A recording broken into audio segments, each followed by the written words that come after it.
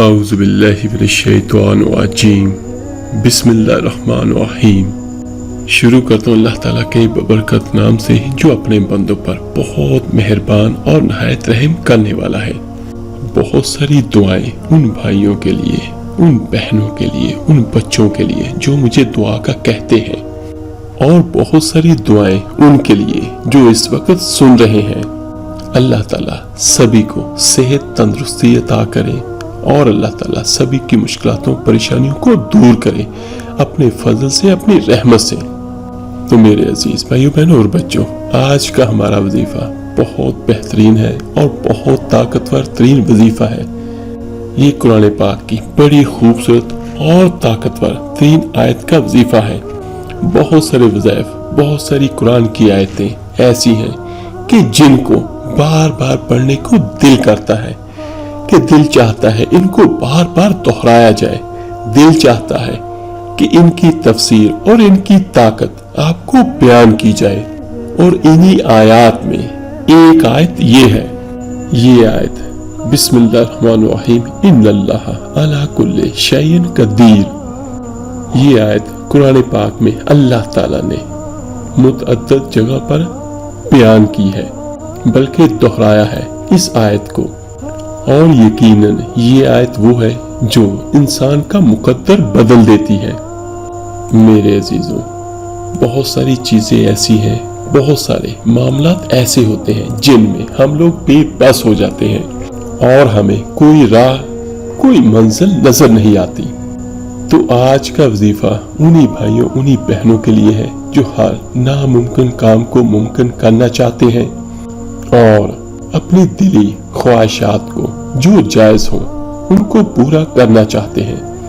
تو میں ایک چھوٹا سا واقعہ اور اس کے بعد آپ کو اس کی پڑھنے کا طریقہ اور وظیفہ بیان کروں گا۔ تو یقین کیجئے گا کہ یہ اتنا زبردست اور طاقتور ترین وظیفہ ہے کہ جو ہر چیز کو ممکن کر سکتا ہے انشاءاللہ۔ لیکن سبھی کاموں کے لیے کچھ شرائط ہوتی ہیں، کچھ قوانین ہوتے ہیں۔ جو بہن بھائی یہ کہتے ہیں کہ ہماری دعائیں قبول نہیں ہوتی، تو جس طرح میں بیان کروں گا اسی طرح آپ نے عمل کرنا ہے، پڑھنا ہے، تو انشاءاللہ تعالیٰ آپ کی جو بھی حاجت ہوگی وہ اللہ تعالیٰ کی رحمت سے ضرور پوری ہوگی۔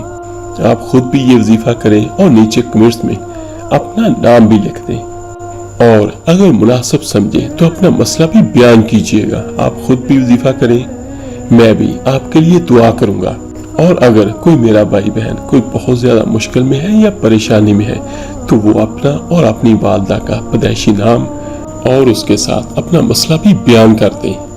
تو انشاءاللہ تعالی میں کوشش کروں گا کہ قرآن و حدیث کی روشنی میں جو سب سے بہترین وظیفہ ہے یا عملیات ہے تو وہ میں آپ کو سینڈ کروں گا۔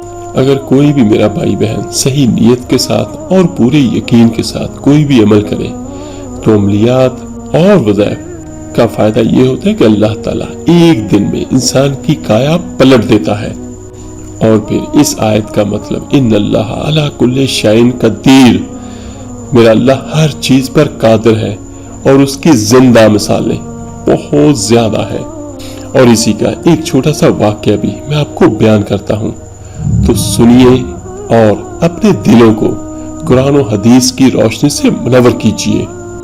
میرے عزیز بھائیوں بہنوں اور بچوں، جب بنی اسرائیل کی بدعمالیاں حد سے زیادہ بڑھ گئی تو ان پر اللہ کی طرف سے عذاب آیا۔ اور یہاں پر ایک چیز میں کلیئر کر دیتا ہوں، ایک تو اللہ کی طرف سے آزمائش ہوتی ہے اور دوسرا اللہ کی طرف سے عذاب ہوتا ہے۔ لیکن اگر عذاب ہو یا چاہے آزمائش ہو تو دونوں کا نکلنے کا راستہ صرف ایک ہی ہے کہ اللہ کی طرف رجوع کریں۔ اگر تو ہماری بدعمالیوں کی وجہ سے ہم پر کوئی مصیبت آتی ہے تو تب بھی ہم نے اللہ کی طرف رجوع کرنا ہے اور توبہ استغفار کرنی ہے۔ اور اگر ہم کسی آزمائش میں ہیں تو تب بھی ہم نے اللہ سے ہی مدد مانگنی ہے کہ وہی ہمیں ہر مشکل سے نکال سکتا ہے۔ بلکہ میں یہاں پر یہ کہوں گا کہ جس میرے بھائی بہن کو یہ لگے کہ ہم پر بہت آزمائشیں ہیں تو وہ اللہ تعالیٰ سے یہ دعا کرے کہ اے اللہ ہم کسی بھی آزمائش کے قابل ہی نہیں ہیں، اور واقعی یہ حقیقت بھی ہے کہ ہم میں اتنی نہ ہی طاقت ہے اور نہ ہی ہماری اتنی پسلی ہے کہ ہم کسی بھی آزمائش پر پورا اتر سکیں۔ تو اللہ تعالیٰ سے ہمیشہ پناہ مانگے اور یہ بھی اللہ سے دعا کیا کرے کہ اللہ تعالیٰ ہم کو اپنی رحمتیں ہمیشہ عطا کرتا رہے۔ تو چلتے ہیں اپنے واقعے کی طرف۔ تو میرے عزیز بھائیوں بہنوں اور بچوں، بنی اسرائیل پر بھی خدا کی طرف سے، اللہ کی طرف سے عذاب آیا۔ تو بات پھر وہی ہے، جب بدعمالیاں بڑھتی ہیں تو آزمائشیں بھی آتی ہیں اور عذاب بھی آتے ہیں، اور اس طرح اللہ تعالیٰ جھلک دکھلاتا ہے کہ آؤ اور میری طرف لوٹ آؤ، ابھی وقت ہے۔ ہم پر بہت ساری آزمائشیں آتی ہیں لیکن ہم نہیں سمجھتے اور نہ ہی ہم پلٹ کر اللہ کے در پر جاتے ہیں، اور یہ بات بھی 100% شیور ہے کہ جس دن ہم دل سے پلٹ کر اللہ کے در پر آ گئے تو انشاءاللہ یہ ساری مصیبتیں اور پریشانیاں ہماری ہمیشہ ہمیشہ کے لیے دور ہو جائیں گی۔ بخت نصر ایک کافر بادشاہ گزرا ہے، اس نے ایک بہت بڑی فوج کے ساتھ بیت المقدس پر حملہ کیا، لاکھوں باشندوں کو یعنی بنی اسرائیل کے لاکھوں لوگوں کو اس نے قتل کیا، اور اس نے بہت ساؤں کو ادھر ادھر بکھیر کر آباد بھی کیا، اور 1 لاکھ افراد کو گرفتار کر کے اس نے لونڈی اور غلام بھی بنایا، اور جن کو اس کی فوج نے گرفتار کیا انہی میں ایک پیغمبر گزرے ہیں حضرت عزیر علیہ السلام، وہ بھی ان میں شامل تھے۔ اور اس کے بعد اس کافر بادشاہ نے پورے بیت المقدس کو توڑ پھوڑ کر مسمار کر دیا اور اس کو بالکل ویران کر دیا۔ قوم امالکا کا ایک لڑکا ان کے بت نصر کے پاس لاوارث پڑا ہوا ملا، یعنی بت جن کو وہ خدا مانتے تھے۔ تو وہ لڑکا جس کے باپ کا نام کسی کو معلوم نہیں تھا، تو لوگوں نے اس کا نام اسی نام نہاد خدا کے نام پر بخت نصر رکھ دیا، جن بتوں کو وہ پوجا کرتے تھے، یعنی نصر کا بیٹا۔ اور دیکھیے کہ اللہ کی شان، خدا کی شان، کہ یہی لڑکا جو لاوارث پڑا ہوا ملا وہ بڑا ہو کر ایک بادشاہ کی طرف سے سلطنت بابل پر گورنر مقرر ہوا، اور پھر یہ خود دنیا کا بہت بڑا بادشاہ بنا۔ اور کچھ عرصے کے بعد جب حضرت عزیر علیہ السلام بخت نصر کی قید سے آزاد ہوئے تو حضرت عزیر علیہ السلام واپس بیت المقدس میں داخل ہوئے، اور اس کی بربادی اور تباہی دیکھ کر ان کا دل بھر آیا اور وہ رو پڑے۔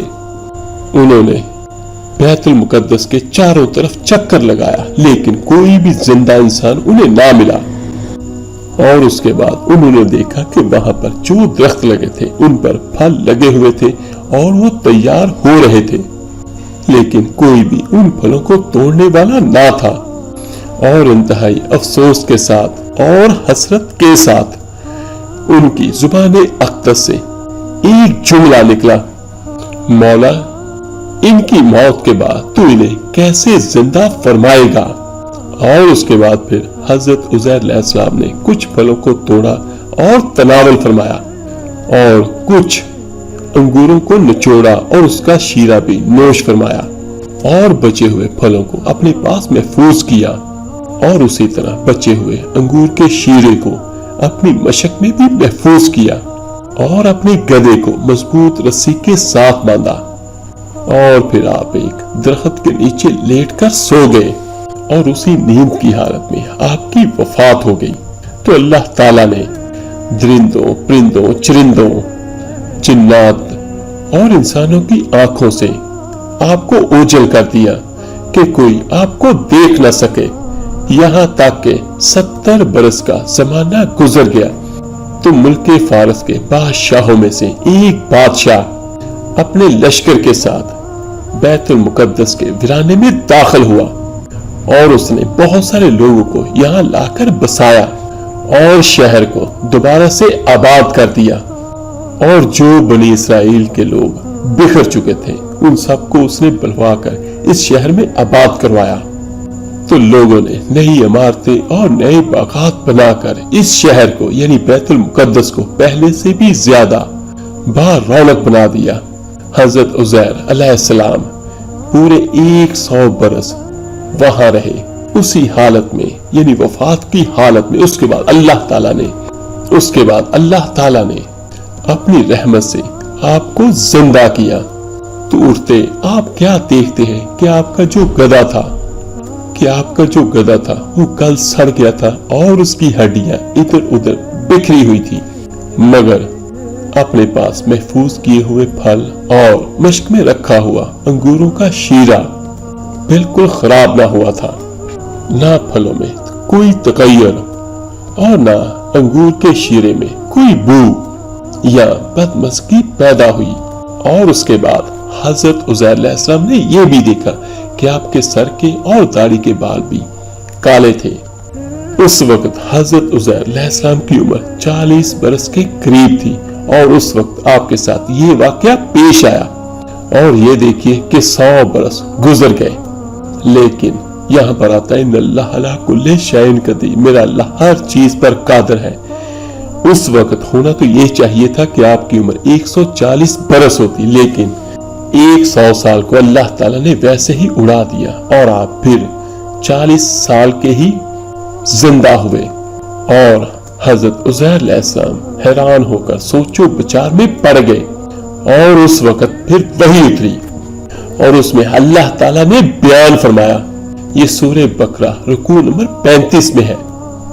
तो अल्लाह ताला कुरान पाक में फरमाता है कि उसी तरह इस शख्स को नहीं देखा जिसे एक गांव में अपनी छतों पर गिरा पड़ा था, अतफाके गुजर हुआ तो उसने कहा कि अल्लाह इसके बशिंदों को मरने के बाद क्यों कर जिंदा करेगा। तो अल्लाह ने उसकी रूह कब्ज कर ली और 100 बरस तक इसको मुर्दा रखा और फिर इसको जिला उठाया। और फिर अल्लाह ताला ने पूछा तुम कितना अरसा ठहरे रहे। तो हजरत उज़ैर अलैहिस्सलाम ने जवाब दिया 1 दिन या इससे भी कम। तो फिर अल्लाह ने फरमाया नहीं बल्कि 100 साल तक। और उसके बाद अल्लाह ताला ने मज़ीद फरमाया कि आप अपने खाने और पीने की चीजों को देखें, वो सड़ी नहीं, और अपने गधे को देखिए कि जिसकी हड्डियां तक सलामत नहीं। और ये इसलिए हुआ कि हम आपको लोगों के लिए निशानी बना दें। और इन हड्डियों को देखो कि हम इन्हें क्यों कर उठा देते हैं और फिर उन्हें गोश्त पहनाते हैं। और जब उन्होंने अपनी आंखों से गधे की हड्डियां इकट्ठी होते और उन पर रगों को चढ़ते देखा और उसके बाद उसकी खाल और बाल भी देखे और गधा जिंदा हुआ, तो उसके बाद ये कुरान के अल्फाज हैं कि उन्होंने ये कहा कि बेशक अल्लाह हर चीज पर कादिर है। और एक जगह पर यह आता है कि जब ये वाकयात उनके मुशाहिदे में आए तो बोल उठे कि मैं यकीन करता हूँ इन्नल्लाह अला कुल्लि शैइन कदीर, अल्लाह हर चीज पर कादिर है, सुभान अल्लाह। और जब हजरत उज़ैर अलैहिस्सलाम ने ये कहा कि इन्नल्लाह अला कुल्लि शैइन कदीर, उसके बाद अल्लाह ताला ने फरमाया कि अब देखो कि हम किस तरह इन हड्डियों को उठाकर इन पर गोश्त चढ़ाकर इस गधे को जिंदा करते हैं। और हजरत उज़ैर अलैहिस्सलाम क्या देखते हैं कि अचानक इन बिखरी हुई हड्डियों में हरकत पैदा हुई और एकदम तमाम हड्डियां जमा होकर अपने अपने जोर से मिलकर और गधे का ढांचा बन गई।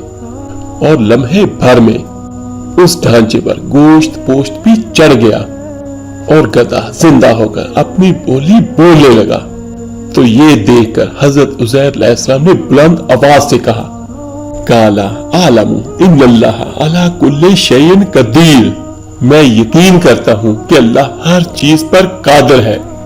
तो यहाँ पर ये बात देखिएगा कि वो नबी 100 साल तक मुर्दा रहे, लेकिन किसी भी चीज ने उनके बदन को नुकसान नहीं पहुंचाया। और इसी तरह से अंगूर का शीरा और खाने की चीजें उसमें कोई बू पैदा ना हुई।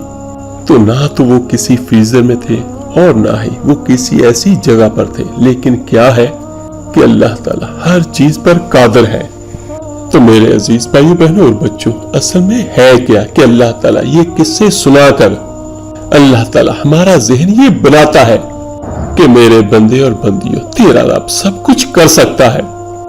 मालिक अल्लाह, काबिज अल्लाह, जो चाहे करने वाला भी अल्लाह। तो चलते हैं अपने आज के अमल और वजीफे की तरफ। ये वजीफा इतना जबरदस्त है कि इंशाअल्लाह ताला 3 दिनों से लेकर 7 दिनों तक जो भी किसी की हाजत होगी अल्लाह ताला अपनी रहमत से उसको जरूर पूरी करेगा। हाँ, मेरा अल्लाह इस चीज पर भी कादिर है कि आपके पहले अल्फाज पर ही जो आपकी हाजत है वो भी पूरी कर दे, क्योंकि वो तो हर चीज पर है ही कादिर। सिर्फ हमारे मांगने में फर्क होता है, हमें मांगने का तरीका ही नहीं आता और कुछ भाइयों और बहनों की दुआएं लेट कबूल होती हैं। तो उसकी भी एक वजह तो ये होती है कि जब कोई भाई कोई बहन वज़ाइफ शुरू करता है तो जो उसके जंग लगा होता है, यानी उसका जो अल्लाह के साथ ताल्लुक कमजोर होता है, सबसे पहले तो वो बनता है और उसके बाद जब अल्लाह के साथ ताल्लुक बन जाता है तो कोई भी दुआ लम्हों में कबूल होती है। ये बताने का मकसद भी ये था कि इंशाअल्लाह ताला आपकी हर हाजत अल्लाह ताला अपनी रहमत से चंद दिनों में जरूर पूरी करेगा। लेकिन अगर किसी भाई बहन को कुछ देर भी हो तो फिर भी इसको लगातार पढ़ता रहे, क्योंकि ये जो मैंने आपको बयान किया ये कुरानी वाक़या है और कुरानी आयत है और ये वो अल्फाज हैं जो अल्लाह ताला ने कुरान में लिखे और एक नबी की जुबान से जारी हुए। तो हर मेरा भाई बहन 5 वक्त की नमाज की पाबंदी करे और उसके बाद चलते फिरते भी इस आयत को पढ़ते रहें। उसका फायदा ये होता है, एक तो आपकी जुबान रवां होती है, दूसरा जो किसी भी कुरानी आयत के अल्फाज के मौक्कल होते हैं उनके साथ आपका राब्ता मजबूत होता है। और इसके बाद आप एक वक्त और एक जगह मुकर्रर करके बाद नमाज इशा या बाद नमाज तहज्जुद इसको पढ़ें। इसको सिर्फ आपने 1000 बार पढ़ना है, यानी सिर्फ आपने इसकी 10 तस्बीहात करनी है। अव्वल आखिर 11 बार दुरूद इब्राहिमी नमाज वाला पढ़ें और उसके बाद औज़ु बिल्लाहि मिनश शैतानिर रजीम, बिस्मिल्लाहिर रहमानिर रहीम, इन्नल्लाह अला कुल्लि शैइन कदीर, इन्नल्लाह अला कुल्लि शैइन कदीर, इन्नल्लाह अला कुल्लि शैइन कदीर। और साथ साथ अपने जहन में अपनी उस हाजत का तसव्वुर भी रखें और ये भी रखें याद कि अल्लाह हर चीज पर कादिर है। साफ सुथरा लिबास हो, साफ सुथरे जगह हो, जिस जगह पर आपने अमल करना है खुशबू का इस्तेमाल कीजिए। और हाँ, एक बात मैं और कहना चाहूँगा, अगर किसी भाई बहन किसी बच्चे को डर लगे किसी भी अमलियात में वजीफे में तो 7 बार आयत कुर्सी पढ़कर अपना हिसार कर लें।